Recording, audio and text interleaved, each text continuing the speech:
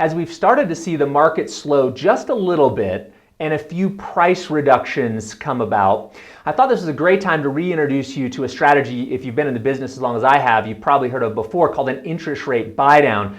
And the fact is that we can prove that a credit towards buying down the interest rate is 300 times as effective for the buyer and the seller as is reducing the sales price. Now let me jump right in, but this is a strategy that if you feel that you're a fiduciary to your clients, you absolutely must know and help communicate this strategy.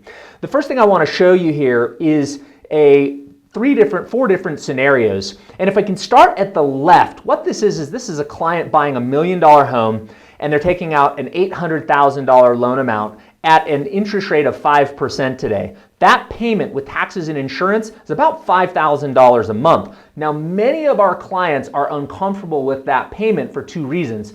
Prices have gone up and interest rates have gone up. And when we pre-qualified them in the summer or in the spring or last year, because there's been a shortage of inventory, they were thinking their payment was going to be a lot closer to $4,000 than it was $5,000. So they're having some sticker shock, which is causing them to pause.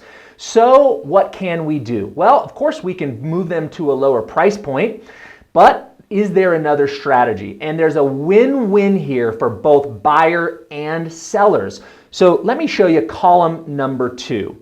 This is the seller paid buy down strategy. We asked the seller to contribute $24,000 or 3% of the loan amount in this case towards reducing the interest rate. And as we do that, you'll notice that the interest rate drops to 4.25% and their payment drops just over $300 a month. Now, in the third column, we apply the exact same strategy. We ask the seller to pay $24,000 in seller paid closing costs. We use that to buy down the interest rate. And if the client was willing to look at a 10-1 arm, we can drop that payment all the way down to $4,500, which is probably much closer to the payment that they were anticipating when they were looking at homes earlier in the year.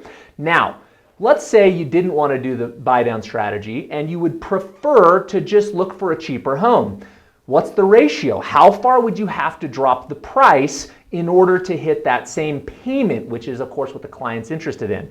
And what you'll notice in the very last column, what it's called reduction, you would need a $75,000 price reduction to equal the same payment as $24,000 credited towards buying down the rate. Now do the math, folks. That is 300% more effective. Friends, this is so powerful. Instead of asking a seller to come off their sales price 75 grand, just go ahead and market that you're going to spend 3% towards buying down the client's interest rate. And this solves so many problems on the buyer side. Now, let me show you another really interesting slide here. If we look at the total amount of cumulative interest over a 10-year period, you'll notice that the 30-year buy down strategy actually has less interest paid by the buyer than does the price reduction.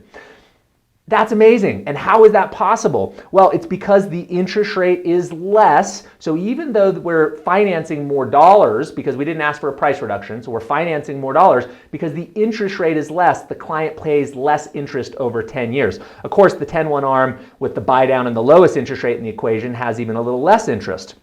Let's look at principal paid. The third slide here shows us that the buy down strategy has you paying down $164,000 in principal. Again, why is that? You have to know how amortization tables work. The lower the interest rate, the more money is going towards principal each month. So you pay less interest, you pay more principal, and guess what happens to your equity?